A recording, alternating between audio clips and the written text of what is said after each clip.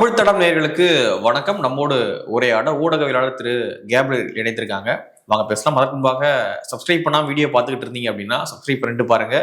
தொடர்ந்து தமிழ் தடம் சேனலுக்கு ஆதரவு தெரிவிங்க. உங்களுடைய கருத்துக்களை கீழே கமெண்ட் பாக்ஸ்ல தெரிவிங்க. வாங்க வீடியோக்குள்ள போகலாம்.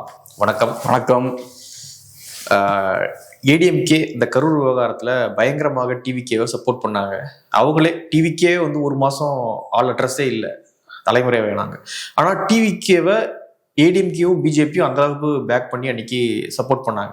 ஸோ இன்று அந்த நிலை, அந்த மனநிலையிலேருந்து வெளியே வந்து அதிமுக டிவிகேவை நேற்று அட்டாக் பண்ணியிருக்காங்க. குறிப்பாக கட்சியினுடைய பொதுச் செயலாளர் எடப்பாடி பழனிசாமி அவர்கள் ஒரு படி மேலே போயிட்டு, எதுக்கு கட்சி நடத்துறீங்க? 41 பேர் இறந்து போனாங்க, அப்பொழுதே வந்து உங்களால் பார்க்க முடியல அப்படின்னா நீங்க என்ன பண்ண போறீங்க, என்ன மாற்றத்தை கொடுக்க போறீங்க அப்படின்னு கடுமையாக நேற்று போட்டு டிவிகேவை அட்டாக் பண்ணியிருந்தாரு. ஸோ ஏன் இந்த மனநிலை மாற்றம்? கூட்டணிக்கு வரல அப்படின்றதுனாலயா? அதான் இப்ப இபிஎஸ் அவர்கள் பேசுறதெல்லாம் பார்க்கும்போது ரொம்ப சிறுபலத்தனமா இருக்கு. இப்ப ஒரு இஷ்யூ இருக்குன்னா பிரின்சிபிள் ஸ்டாண்ட் எடுக்கணும். பிரின்சிபிள் ஸ்டாண்ட்னா என்ன? ஒரு கொள்கை கோட்பாடை மையமா வச்சு ஒரு அரசியல் நிலைப்பாட்டை எடுக்கணும். ஒரு இஷ்யூ இருக்குன்னா எது கரெக்ட், எது தப்பு, நியாயம் யார் பக்கம் இருக்கு, இதெல்லாம் பார்த்துதான் ஒரு கட்சி மக்கள் பக்கம் நின்று பொலிட்டிக்கல் ஸ்டாண்டை எடுக்கணும். அது இல்லாம சுயநலம் சார்ந்து நீங்க ஸ்டாண்ட் எடுக்கிறீங்கன்னு வச்சுப்போம், ஆப்பர்ச்சுனிசம் வாங்கல்ல, சந்தர்ப்பவாதிகளா நீங்க ஸ்டாண்ட் எடுக்கிறீங்கன்னு வச்சுப்போம். எனக்கு இந்த இடத்துல ஒரு வாய்ப்பு இருக்கு, விஜய் என் கட்சிக்கு வர்றதுக்கான சான்ஸ் இருக்கு, அவர் வந்தாருன்னா ஜெயிக்கிறதுக்கான வாய்ப்பு இருக்கு, அதிகாரத்தை கைப்பற்றுவதற்கான வாய்ப்பு இருக்கு, அப்ப நான் விஜயை சப்போர்ட் பண்ணுவேன். விஜய் பக்கம் நியாயம் இருக்கா இல்லையா, கரூர் சம்பவத்துல யார் பக்கம் நியாயம் இருக்கு, அதை பத்திலாம் எனக்கு கவலை கிடையாது. எனக்கு விஜய் இப்ப தேவை, கூட்டணி நான் வச்சு ஆகணும். ஏன்னா விஜய் ஆன்டி-டிஎம்கே ஓட்ஸை உடைக்கிறார், அதிமுக ஓட்டை உடைக்கிறார். அதை உடைக்க விடாம நிறுத்தணும், விஜய் தூக்கி உள்ள போடணும். அதுக்கு நான் விஜயை சப்போர்ட் பண்ணுவேன். நியாயம் அவர் பக்கம் இருக்கா, அவரு பக்கம் தவறு இருக்கா, அதை பத்திலாம் எனக்கு கவலையே கிடையாது. எனக்கு நான் என்ன மட்டும்தான் மையமா வச்சு நான் அரசியல் பண்ணுவேன். என் அரசியல் முடிவுகள்லாம் என்ன மையமா வச்சு தான் எடுப்பேன். அப்படி எடுத்தா இப்படிதான் வந்து நிற்கும். முன்னுக்கு பின் முறைனா நீங்க பேசிட்டு இருப்பீங்க. 2 மாசத்துக்கு முன்னாடி விஜயை சப்போர்ட் பண்ணி பேசுறீங்க, 2 மாசத்துக்கு அப்புறம் விஜய் எதிர்த்து பேசுறீங்க. இந்த நிலைப்பாட்டுல ஏன் மாற்றம் ஏற்படுது? ஏன்னா நீங்க இஷ்யூ பேஸ்டா நீங்க ஸ்டாண்ட் எடுக்கல, உங்களை பேஸ் பண்ணி ஸ்டாண்ட் எடுக்கிறீங்க, உங்க நலன் அடிப்படையா வச்சு ஸ்டாண்ட் எடுக்கிறீங்க. அப்படி சுயநலத்தின் அடிப்படையில நீங்க ஸ்டாண்ட் எடுக்கிறீங்கன்னா இப்படிதான் பச்சையா அம்பலப்பட்டு போய் நிற்பீங்க. சரி, இப்ப இது எவ்வளவு முட்டாள்தனமா இருக்குன்னா, விஜயை அட்டாக் பண்ணணும்னு முடிவு பண்ணியாச்சு. குறைந்தபட்சம் வேற ஏதாவது இஷ்யூவை பேஸ் பண்ணி அட்டாக் பண்ணுன்ற காமன் சென்ஸாவது வேணும்ல. நீங்க இந்த இஷ்யூவை பேஸ் பண்ணி தானே விஜயை சப்போர்ட் பண்ணீங்க, அசம்பிளில போய் சப்போர்ட் பண்ணீங்க. அதுக்கப்புறம் இதே இஷ்யூல திரும்ப நீங்க விஜய் அட்டாக் பண்ண என்ன லாஜிக் இருக்கு? சரி, நீங்க விஜய் ஏதோ ஒரு காரணத்துக்கு அட்டாக் பண்ண முடிவு பண்ணிட்டீங்க, வேற 1000 இஷ்யூஸ் இருக்குங்க. விஜய் ஏகப்பட்ட தப்பு பண்ணிட்டு இருக்காரு, ஏகப்பட்ட தப்பு பண்ணிருக்காரு. அதுல வேற ஏதாவது ஒன்று எடுத்து அட்டாக் பண்ண வேண்டியதானே? இந்த சிறு புரிதல் கூட இல்லாம சின்ன குழந்தை மாதிரி கரூர் சம்பவத்தை திரும்ப எடுத்து பேசுறீங்க. அப்ப நீங்க அசம்பிளில பேசுனது என்ன? சோ இவ்வளவு அப்பாவியா இவங்க இந்த மாதிரியான விஷயங்களை பண்ணிட்டு இருக்காங்க. இப்ப பார்த்தா கோவம், நம்ம சப்போர்ட் பண்ணிட்டோம், நம்ம ஏமாற்றப்பட்டிருக்கோம் அப்படின்னு கோவம் வருது, திருப்பி நம்ம அட்டாக் பண்ணணும்னு வரீங்க. இப்ப கத்தி என்ன பிரயோஜனம்? கரூர் சம்பவம் கைய நழுவி போயாச்சு, அது எப்போ முடிஞ்சிருச்சு. அது இப்ப நீங்க பேசுறதால ஒரு பிரயோஜனமும் கிடையாது. கொடி ஆட்டப்பட்ட பொழுது வந்து புள்ளியார் சொல்லி போட்டாங்க அப்படிலாம் வந்து பேசினாங்க. ஆமா, அப்படிலாம் பேசி ஏமாந்தாச்சு. இப்ப அது ஒரு நேத்து வந்த புது கட்சி, அந்த கட்சி பின்னாடி வலிய இறங்கி போய் என்னெல்லாமோ பேசி கடைசியில அவங்க டாட்டா கட்டிட்டு போயிட்டாங்க. ஒரு ஸ்டேச்சர் வேண்டாமா? நம்ம ஒரு பெரிய கட்சி, உள்ளதுலயே அதிகப்படியா நாங்க தான் ஆட்சியில இருந்திருக்கோம் லாஸ்ட் 50 இயர்ஸ்ல. அப்ப எங்களுக்குன்னு ஒரு பவர் இருக்கு. அப்ப ஒரு சிறிய கட்சி, புது கட்சி இன்னைக்கு அரசியலுக்குள்ள வருதுன்னா அவங்க தான் முதல் ஸ்டெப் எடுத்து வைக்கணும். கொஞ்சம் பாசிட்டிவா அதிமுகவை பத்தி பேசணும், இபிஎஸ்க்கு தூது விடணும். இதெல்லாம் பண்ணதுக்கு அப்புறம் அதிமுக ஒரு ஸ்டெப் இறங்கி வரணும். இங்க என்னடான்னா தாவேகா விஜய் ஒண்ணுமே பேசல, இவங்க அதிமுக 10 ஸ்டெப் இறங்கி கீழே வந்தாச்சு. அவரை உள்ள கொண்டு வர்றதுக்காக அசம்பிளில போய் சப்போர்ட் பண்ணி பேசிட்டு இருக்காங்க. சோசியல் மீடியால தொண்டர்கள் சப்போர்ட் பண்றாங்க, தலைவர்கள் சப்போர்ட் பண்றாங்க. இப்படிலாம் பண்ணதுக்கு அப்புறம் வேலை முடிஞ்சதுக்கு அப்புறம் டாடா பாய் பாய் சியூன்னு அவர் பாட்டி கிளம்பிட்டார். நம்ம அப்பவே சொன்னோம், இது பெரிய டிசாஸ்டர்ல போய் முடியும், என்ன குட்டிக்கரணம் அடித்தாலும் விஜய் இந்த கூட்டணிக்கு வரமாட்டாருன்றத பல தடவை நம்ம அந்த டைம்லயே சொன்னோம். ஆனா நீங்க கிடைச்ச வாய்ப்பையும் விட்டாச்சு.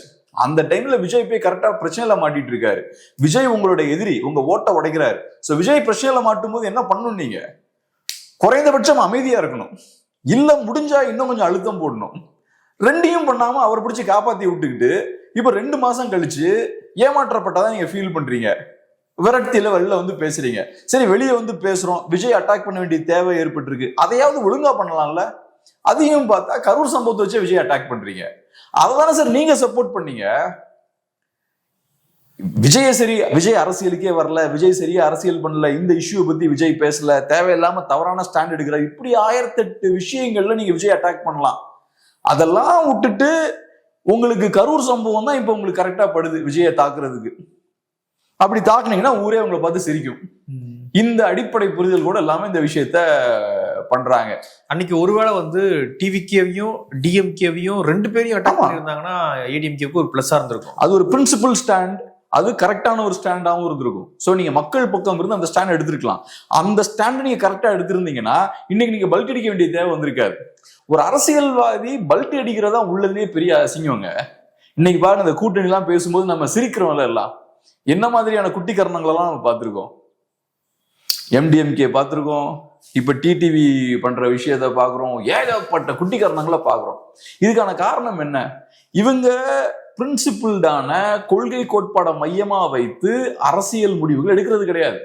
தங்களை மையமா வைத்து தங்களை காப்பாற்றிக் கொள்வதற்காக இவங்க அரசியல் முடிவுகள் எடுக்கிறது. அப்படி எடுக்கும்போது இந்த மாதிரியான பல்ட்டிகள் தேவைப்படுது. அது நடக்கும்போது மக்கள் மத்தியில் நீங்க என்ன ஆகிறீங்க? நீங்க ஒரு லாஃபிங் ஸ்டாக்கா மாறுறீங்கல்ல. எல்லாம் பார்த்து பாருங்க, அரசியல் பாருங்க, தமிழ்நாடு அரசியல ஜோக்கா இருக்குன்னு பார்த்து சிரிச்சுட்டு போறாங்க மக்கள் பார்த்து. அந்த கண்டிஷனுக்கு நீங்க கொண்டு போறீங்க. இங்கேயும் அதே தானே.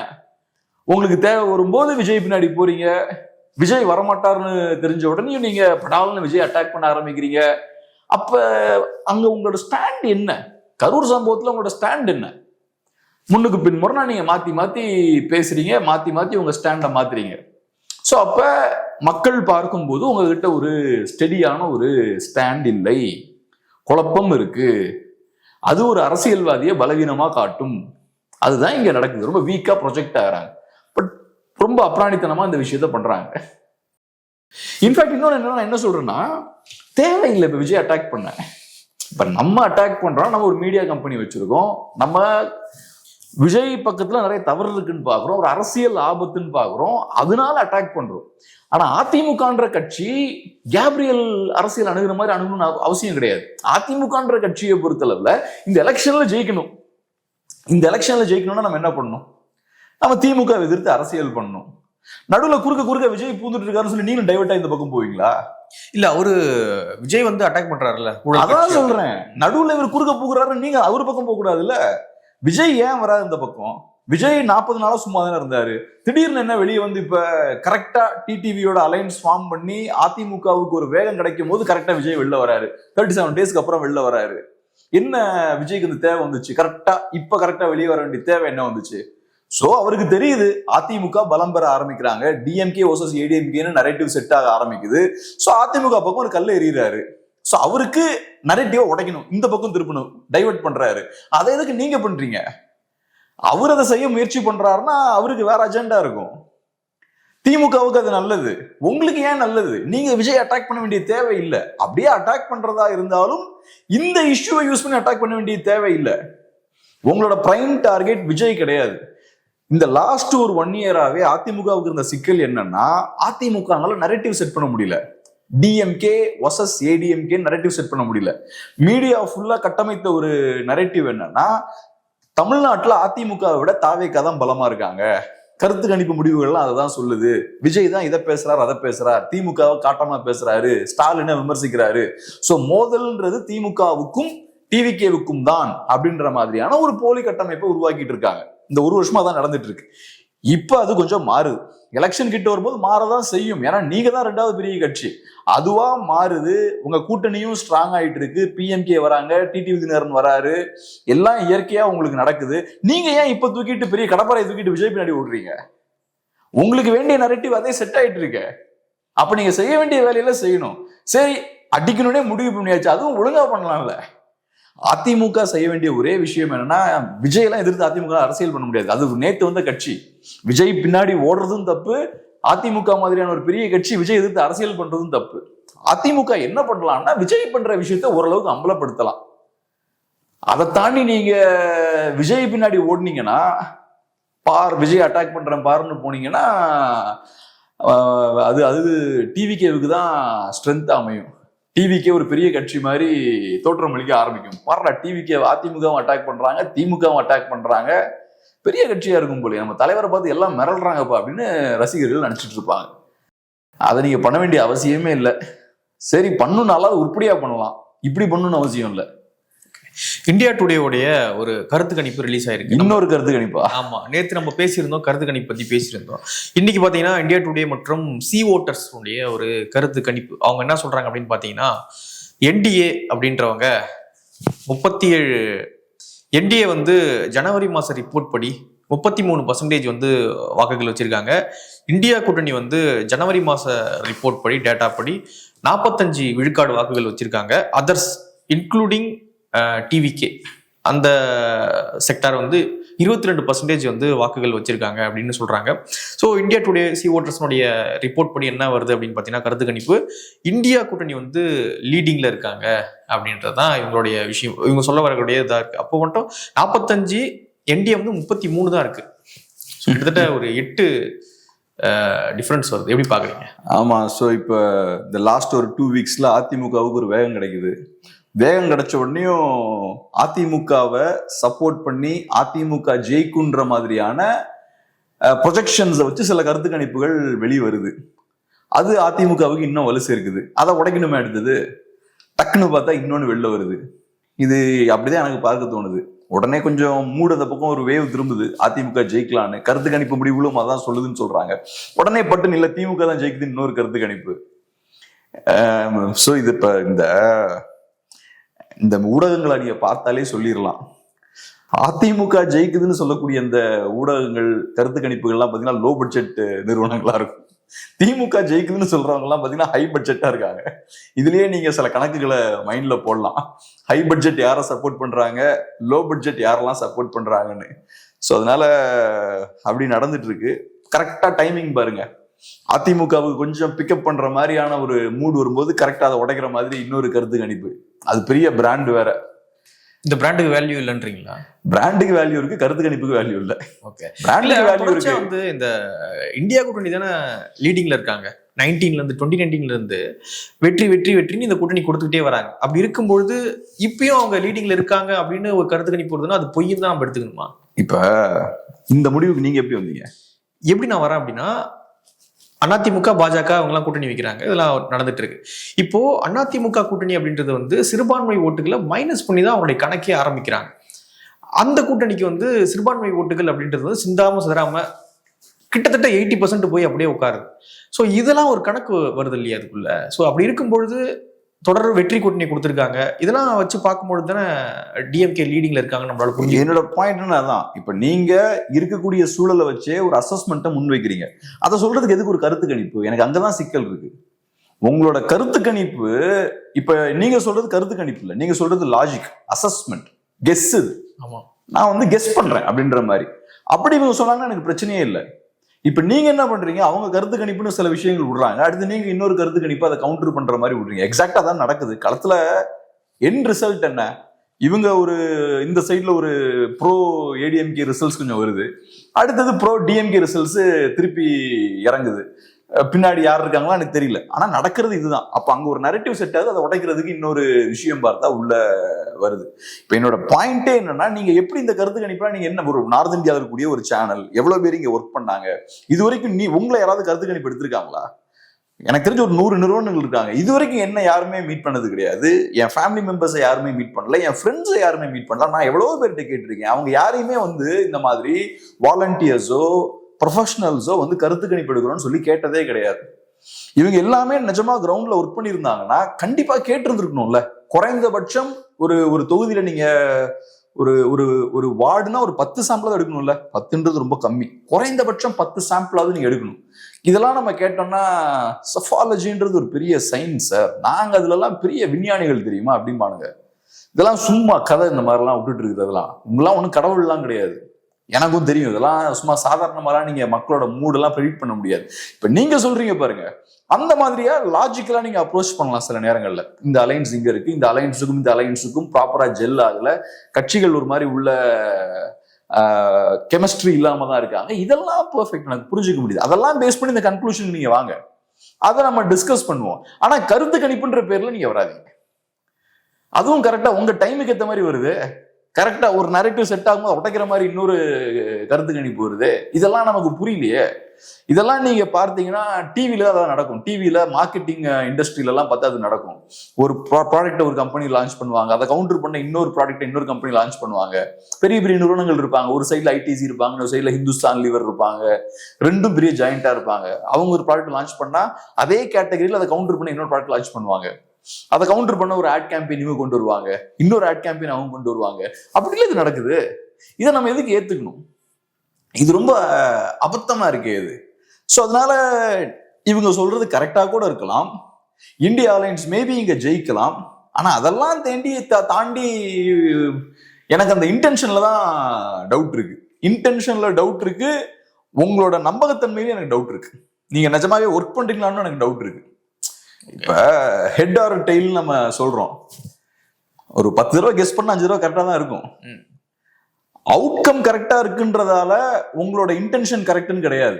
அவுட்கம் கரெக்டா இருக்குதுன்றதால உங்களோட அந்த ப்ராசஸ் செயல்பாடெல்லாம் கரெக்டா இருக்குன்னு கிடையாது. ஸோ அதனால எனக்கு அங்கதான் சிக்கல் இருக்கு. மேபி இது கரெக்டா கூட இருக்கலாம், அது செகண்டரி. ஆனா எனக்கு இந்த ஹோல் கருத்து கணிப்பு ப்ராசஸ்லயே நிறைய சிக்கல்கள் இருக்கு. இன்னொன்னு பாருங்க, இதுல 24 லோக்சபா படி 41% என்டிஏ இருக்காங்க. அப்புறம் பார்த்தீங்கன்னா மந்த் ஆகஸ்ட்ல 2025ல என்டிஏ வந்து 37% இருக்காங்க, குறையிறாங்க. 41, 37.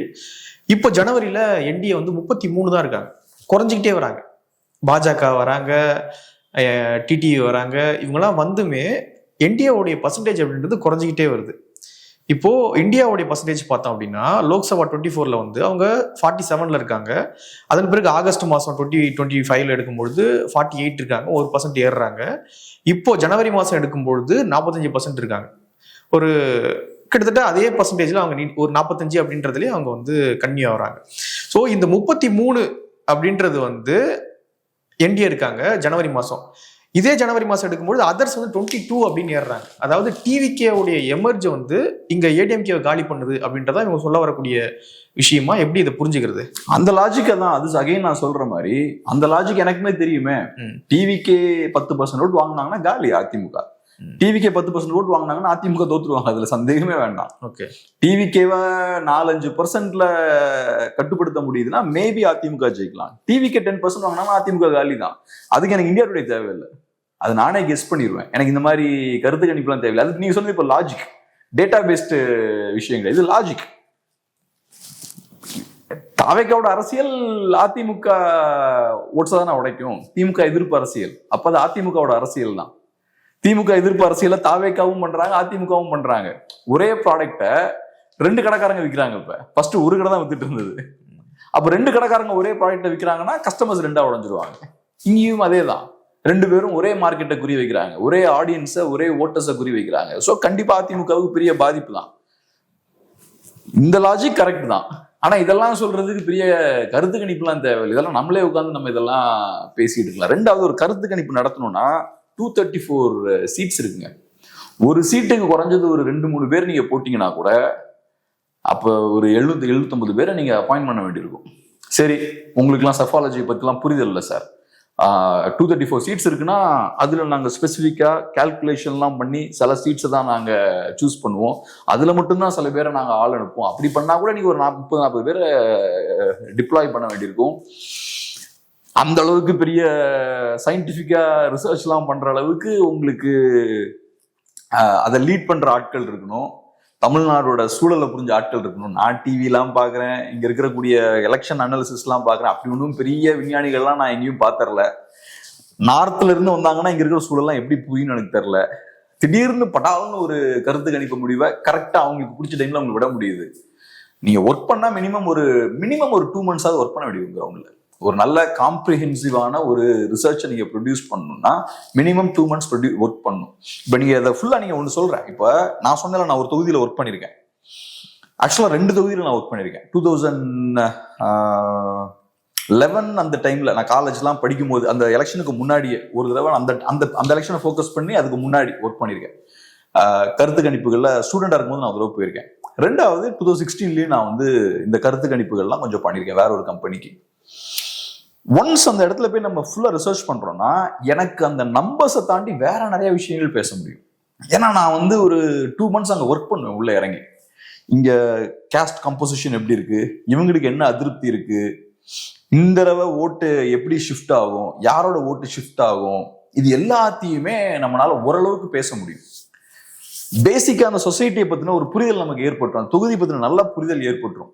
ஸோ நான் உங்ககிட்ட அந்த ரிப்போர்ட்டை கொடுக்குறேன்னா வெறுமனே 4 நம்பர் மட்டும் இருக்காது, அதுல பேசிக்கான ரிசர்ச்சும் இருக்கும்.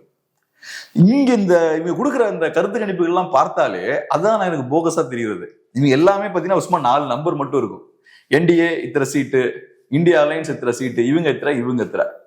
அதை பார்க்கும்போது அதுல ஒரு வேல்யூமே இல்லை. இப்ப நிஜமாவே ஒருத்தவங்க போய் ஒரு 1 month ஒர்க் பண்றாங்கன்னா அது பயங்கரமா ரிச்சா இருக்கும். அது இதெல்லாம் போட்டுட்டு இன்னும் டீட்டெயிலா நிறைய விஷயங்கள் பண்ணுவாங்க. நிஜமாவே கிரவுண்ட்ல இறங்கி ஒர்க் பண்ணி அதெல்லாம் கலெக்ட் பண்ணிருந்தாங்கன்னா அதெல்லாம் போட மாட்டாங்கல்ல. உன் ஒர்க்கு அதை நீ போட தானே செய்வ. அதை போட்டா இன்னும் கொஞ்சம் கூட ஆடியன்ஸ் கிட்ட அது போய் சேருமே. ஆனா அதெல்லாம் பண்றதே கிடையாது. இது வந்து ஜஸ்ட் ஒரு சும்மா சின்ன ஒரு மார்க்கெட்டிங் டாக்டிக்ஸ் மாதிரி இதெல்லாம் பண்ணிட்டு இருக்காங்க. எனக்கு அந்த எக்ஸ்பீரியன்ஸ் இருக்கு. நீங்க வந்து ஒரு 1 month அந்த தொகுதியில ஒர்க் பண்ணீங்கனாலே அங்க நிறைய பொலிட்டீஷியன்ஸ்ட பேசுவீங்க, அங்க இருக்கக்கூடிய முக்கியமான ஆட்கள்கிட்டலாம் நீங்க பேசுவீங்க. அதெல்லாம் பேசும்போது நிறைய ரிச் நாலேஜ் உங்களுக்கு கிடைக்கும். ஹிஸ்டாரிக்கலா நீங்க அந்த இஷ்யூ அணுகுவீங்க, அந்த பகுதியை அணுகுவீங்க. ஹிஸ்டாரிக்கலா என்னென்ன பிரச்சனைகள் இருக்கு, அது எந்தெந்த காலகட்டத்தில் டேர்னிங் பாயிண்ட்ஸ் எல்லாம் ஏற்படுது, 90sல என்ன டேர்னிங் பாயிண்ட் ஏற்படுது, இந்த விஷயங்கள் எல்லாத்தையும் நீங்க நல்லா ஸ்டடி பண்ணலாம். அதை எல்லாத்தையும் கொட்டியிருப்பீங்கல்ல நீங்க. அதை வச்சு எவ்வளவு டீப்பா நீங்க டிபேட்லாம் பண்ணுவீங்க. இப்ப நீங்க ஒரு 20 பேரை 30 பேரை இறக்கி வேலை பார்த்துருந்தீங்கன்னா இப்படி ஒரு நியூஸ் கார்டை போட்டு விட மாட்டீங்க. அதுக்கு ஒரு ஹைப் கொடுப்பீங்க. எங்க ஆட்கள் வேலை பார்த்துட்டு, ஏன்னா அது பெரிய ப்ராஜெக்ட், அது எங்க ஆட்கள் வேலை பார்த்துட்டு இருக்காங்க, நிறைய வந்துட்டு இருக்கு, இன்னும் ஒரு 1 weekல நாங்க டேட்டாவெல்லாம் ரிலீஸ் பண்றோம்னு சொல்லுவீங்க. அப்புறம் டேட்டா ரிலீஸ் பண்ணும்போதும் ஒரு பெரிய ஹைப்போட நிறைய டேட்டா டீட்டெயிலாம் கொடுத்து பண்ணுவீங்க. இங்க என்னன்னா அதெல்லாம் ஒண்ணும் இல்லை. இவருக்கு இவ்வளவு, அவருக்கு அவ்வளவு, இவரோட டேட்டா எப்படி கம்மியாயிருச்சு, அவளோட நம்பர் இவ்வளவு இன்க்ரீஸ் ஆயிருச்சு, இப்படி மேலோட்டமா பேசிக்கிட்டே இருக்குது. எது உண்மை நமக்கு எதுவுமே தெரியாது. 4 சேனல் இருக்கும், 4 சேனலும் 4 கருத்து கணிப்பை வச்சு டிஸ்கஸ் பண்ணிட்டு இருப்பாங்க. அதுல 2 சேனலோட முடிவுகள் கரெக்டா இருக்கும், 2 சேனலோட முடிவுகள் தப்பா இருக்கும். அப்படிதான் இருந்து ஆகணும். இதுல என்ன யூஸ் இருக்கு? ஓகே, பார்க்கலாம் என்ன ஆக்சுவலா ரிசல்ட் என்ன வருது அப்படின்றத பார்ப்போம். அடுத்ததாக வந்து மா சுப்பிரமணியன் அவர்கள் வந்து நேற்று ஒரு ப்ரெஸ் மீட்ல ஒன்று சொல்றாரு. என்ன அப்படின்னா, எலெக்ஷன் வந்துட்டா போதும், ஒப்பந்த பணியாளர்கள், ஊழியர்கள் இவங்கெல்லாம் வந்து போராட்டம் பண்றது ஒரு ஃபேஷனா மாறிடுச்சு அப்படின்ற ஒரு விஷயத்த வந்து போற போக்குல அவரு சொல்லிட்டு போறாரு. போராட்டம் அப்படின்ற ஒரு விஷயம், அரசு ஊழியர்கள் மற்றவங்கலாம் போராட்டம் பண்ற ஒரு விஷயம் அப்படின்றது வந்து ஒரு ஃபேஷன் மாதிரி ஆயிடுச்சு அப்படின்னு வந்து சொல்லிட்டு போறாரு. ரொம்ப சலிப்பா இருக்குல்ல மாசு அவர்கள்? ஆமா, எப்படி பாக்குறீங்க? ரொம்ப சலிப்பா இருக்கு அவங்களுக்கு. நம்ம எலெக்ஷனை ஃபோக்கஸ் பண்றதா, போராட்டங்களா ஃபோக்கஸ் பண்றதா? சும்மா வந்து எல்லாம் போராடிக்கிட்டே இருக்கீங்களே, என்னங்க எப்படி எல்லாம் போராடுறீங்க, என்ன ஃபேஷனா அப்படின்னு அவர் கேட்கிறாரு. எனக்கு 1008 வேலை இருக்கு. எலெக்ஷன் டைம்ல நான் வேலை பார்ப்பேன்னா உட்காந்துட்டு உங்களெல்லாம் டீல் பண்ணுவேனா? இதுல நம்ம ஆளுங்க பார்த்தோம்னா மார்க்சியம், அம்பேத்கரியம், பெரியாரியம், லெனினியம், ட்ராட்ஸ்கியம், எங்கல்சியம் என்னெல்லாமோ பேசுவாங்க. இன்னைக்கு வந்து கம்யூனிஸ்ட் கட்சியினுடைய வீரபாண்டியன் இருக்கார் இல்லையா, ஸோ அவர் என்ன சொல்றாரு அப்படின்னு பார்த்தீங்கன்னா, தலைநகரம் வந்து சென்னை வந்து கொலை நகரம் கிடையாது, இது வந்து கலையில் சிறந்த நகரம் அப்படின்னு சொல்லி, கலைநயமிக்க நகரம் அப்படின்னு சொல்லி அவர் ஏதோ புது விளக்கங்கள்லாம் கொடுத்துட்டு இருக்காரு. எக்ஸாஜரேட் பண்றாங்களாம் இங்க நடக்கக்கூடிய விஷயங்கள்லாம். அதனால அப்படிதான் கிடையாது, சென்னை வந்து ஒரு புனிதமான நகரம், இங்க மத கலவரம் பார்த்திருக்கீங்களா, இந்த சாதி கலவரம் பார்த்திருக்கீங்களா? ஸோ அதனால வந்து எதிர்கட்சிகள் வைக்கிற குற்றச்சாட்டுகள் சென்னைக்கு பொருந்தாது அப்படின்றாரு. அதெல்லாம் ரைட்டுங்க. கம்பேரிட்டிவ்லி வட இந்திய மாநிலங்களை ஒப்பிடும்போது இங்க நல்ல சூழல் இருக்கு. அது காரணம் தமிழ் மக்கள். தமிழ் அரசியல்வாதிகள் ஒன்றும் பெரிய அவங்களோட கான்ட்ரிபியூஷன் ஒன்றும் கிடையாது. தமிழ் மக்கள் ஹிஸ்டாரிக்கலாவே கொஞ்சம் அமைதியான மக்களா இருந்திருக்காங்க, கொஞ்சம் கல்ச்சர்டான மக்களா இருந்திருக்காங்க. அது சென்னையிலையும் வெளிப்படுது, தமிழ்நாடு முழுக்க அது வெளிப்படுது. அது ரைட்டு. ஆனா தமிழ்நாட்டுல பிரச்சனை இருக்குல்ல. தமிழ்நாடு ஒன்றும் இன்னும் ஒரு பரலோகம் மாதிரியா இருக்கு தமிழ்நாடு. எல்லா சொசைட்டிலையும் பிரச்சனை இருக்கும், யூரோப்லயும் பிரச்சனை இருக்கும், அமெரிக்காலையும் பிரச்சனை இருக்கும். அதுக்குன்னு அங்க இருக்கவங்க எல்லாம் பேசாம இருக்க முடியுமா? இங்க இது ரொம்ப வளர்ந்த மாநிலம், அதனால நாங்க எதையுமே பேச மாட்டோம். பேசுறதுக்கு இஷ்யூஸ் நிறைய இருக்கு, நீங்க அது பேசணும். அப்படிங்க எல்லாமே சூப்பரா இருக்குன்னா உங்களுக்கு எது கட்சி? வீட்டுல இருக்க வேண்டியதானே. எல்லாம் பிரச்சனையே இல்லை, தமிழ்நாடு சூப்பரா இருக்கு அப்படின்னா எது கம்யூனிஸ்ட் பார்ட்டி?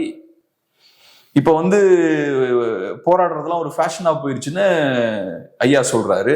அதுக்கு என்ன சொல்லுவீங்க கம்யூனிஸ்டுகள்? அதுவும் கம்யூனிஸ்டுகள் சொல்றாங்க பாருங்க, இங்க பிரச்சனையே இல்லைன்றாங்க. ஆமா, அப்ப எதுக்கு உங்களுக்கு கட்சி?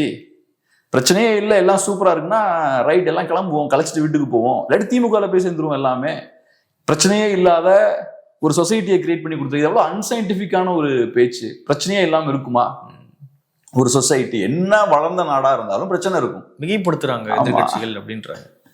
ஒரு குடும்பத்தையே காலி பண்றானுங்க சென்னையில. இதெல்லாம் மிகைப்படுத்துறதுல என்ன இருக்கு? இதுல காலி பண்ணி ஒரு பாடி ஒரு இடத்துல வீசுறானுங்க.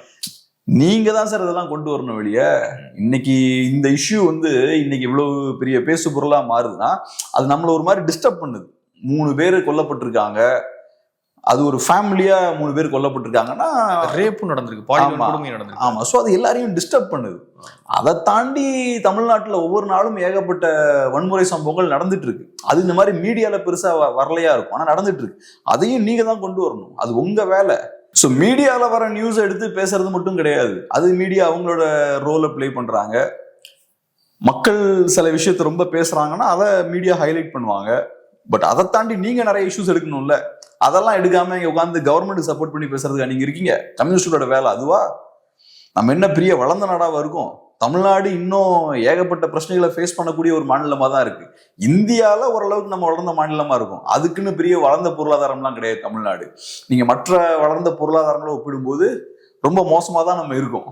அப்ப எப்படி நம்ம இதை அடுத்த கட்டத்துக்கு கொண்டு போகலாம்? உள்ளதுலயே மோசமா இருக்க ஒரு மாநிலத்தோட கம்பேர் பண்ணிட்டு அவங்களோட நாங்க பெட்டரா இருக்கும்னு சொல்றதுக்கா நீங்க இருக்கீங்க? நம்மளை விட சிறந்த பொருளாதாரங்களை பார்க்கணும், உலகம் முழுக்க பார்க்கணும். அங்க இப்படி இருக்கு, அங்க அந்த வளர்ச்சி ஏற்பட்டிருக்கு, மக்கள் இப்படி நல்லா படிச்சிருக்காங்க, கல்ச்சர்டா இருக்காங்க, அந்த மாதிரி நம்ம தமிழ்நாட்டை மாத்தணுமேன்ற அந்த இயக்கம் இருக்கணும். அதுக்கேற்ற வேலைகளை பார்க்கணும். அதுக்கு அரசியல்வாதிகளும் அதிகாரிகள், இங்க இருக்கிற ஆளும் வர்க்கம் எங்கேயாவது தடையா இருந்தாங்கன்னா அதை தட்டி கேட்கணும். நீங்க இங்க உட்கார்ந்துட்டு ஒரு அரசியல்வாதி பேசுறாரு ரொம்ப சாதாரணமா, போராட்டம்ன்றது ஒரு ஃபேஷனா போச்சு அப்படின்றத, அதை உட்காந்து நீங்களும் கேட்டுட்டு இருக்கீங்க. கம்யூனிஸ்டுகளே போராட்டத்துக்கு பெயர் போனவர்கள். அப்ப போராட்டங்கள்லாம் ஒரு ஃபேஷன் ஆகி போச்சுன்னா அது டைரக்டா உங்களை அட்டாக் பண்ற விஷயம், அதை நீங்க கேட்க மாட்டேங்கிறீங்க. இதுல சொல்றவங்களும் தங்களை கம்யூனிஸ்டுகள், மார்க்சிஸ்டுகள், சோசியலிஸ்டுகள்னு கிளைம் பண்ணிக்கிறாங்க. உள்ள இருக்கிறீங்க, கம்யூனிஸ்ட் பார்ட்டியும் உள்ள இருக்கு, நீங்க இப்படி பேசிட்டு இருக்கீங்க.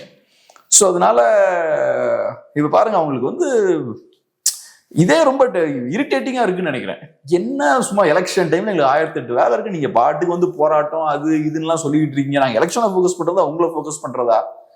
அப்போ உங்களுக்கு இவ்வளவு கோவம் வந்ததுன்னா போராடுறவனுக்கு எவ்வளவு கோவம் இருக்கும், எவ்வளவு கஷ்டம் இருக்கும். கொடுத்த வாக்குறுதி, ஆமா கொடுத்துருக்க கேட்கறான் அப்படின்ற மாதிரி.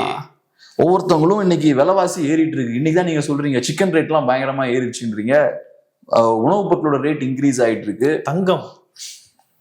தங்கத்தை விடுங்க, அதுக்கு எதுக்கு நம்ம போறோம், அங்க எதுக்கு போறோம்? எப்பா 1,40,000 ரூபாய் தங்கம். ஆமா, எல்லா பொருட்களோட ரேட்ஸும் இன்க்ரீஸ் ஆயிட்டு இருக்கு. அத்தியாவசிய பொருட்களோட ரேட் இன்க்ரீஸ் ஆயிட்டு இருக்கு. நீங்க சொன்ன மாதிரி தங்கத்தோட ரேட் இன்க்ரீஸ் ஆகுது. இப்போ ஒரு கல்யாணம்லாம் நடத்தணும்னா கஷ்டம் நமக்கு. இவ்வளவு சிக்கல்கள் இருக்கு. ஸோ உங்களுக்கு அதிகாரத்தோட சொகுசான வாழ்க்கை வாழும் போது இந்த போராட்டங்களை பார்க்கும்போது உங்களுக்கு கோபம் வருதுன்னா, அப்ப எவ்வளவு பிரச்சனைகளை ஃபேஸ் பண்ணி அவன் ரோட்டுக்கு வந்து போராடிட்டு இருப்பான். அவங்களுக்கு ஒன்றும் பெரிய பென்ஸ் கார் கிடையாது, ஆடி கார் கிடையாது, பெரிய மாளிகை வீடுகள்லாம் கிடையாது, கம்மியான பணம் தான் சம்பாதிக்கிறாங்க. இருந்தாலும் வேற வழி இல்லாம வந்து இன்னைக்கு களத்துல நின்று சண்டை போட்டுருக்காங்க. இப்பவும் ஆசிரியர்கள் போராடிட்டு தான் இருக்காங்க. ஸோ இது நடக்கும்போது நீங்க போராட்டம்ன்றதுலாம் எல்லாம் ஃபேஷனா போச்சு அப்படின்றீங்க. அது ஒரு ஃபேஷனா போச்சுன்னா நல்லது, அது ஒரு நல்ல ஃபேஷன் தான், அதை நீங்க பாராட்டணும். இதுவே நீங்க எதிர்கட்சியா இருக்கும்போது போராடினா கரெக்ட், அது நல்லா இருக்கும். அது வந்து புரட்சி. ஆமா, ரஜினி சொன்ன மாதிரி போராட்டம் போனீங்கன்னா நாடு சுடுகாடாயிடும், வேற என்ன கேளுங்க அப்படின்ற மாதிரி. அதான் இப்ப ஆளும் வர்க்கத்துக்குன்னு ஒரு கேரக்டர் இருக்கு. நம்ம இப்படி பேசிட்டு இருக்கோம்ல, நாளைக்கு நம்மளே ஆளும் வர்க்கத்தோட ஒரு அங்கமா மாறிட்டோம்னா நம்மளும் அந்த பாணியில தான் பேசுவோம். நாளைக்கு நம்ம ஒரு பெரிய ஒரு பவர்ஃபுல்லான இடத்துக்கு போயிட்டோம்னா அந்த பவருக்கு ஏற்ற விஷயத்தை நம்ம பேசுவோம். அதுதான் இங்கேயும் நீங்க சொன்னீங்களே, எதிர்கட்சியா இருக்கும்போது பவர்ல நீங்க இல்ல, ஆனா நீங்க பவர் உங்க கைக்கு வந்துருச்சுன்னா நீங்களும் பவர்ல இருக்கிறவங்கள மாதிரி பேச ஆரம்பிச்சிருவீங்க. இதுதான் மனித இயல்பு.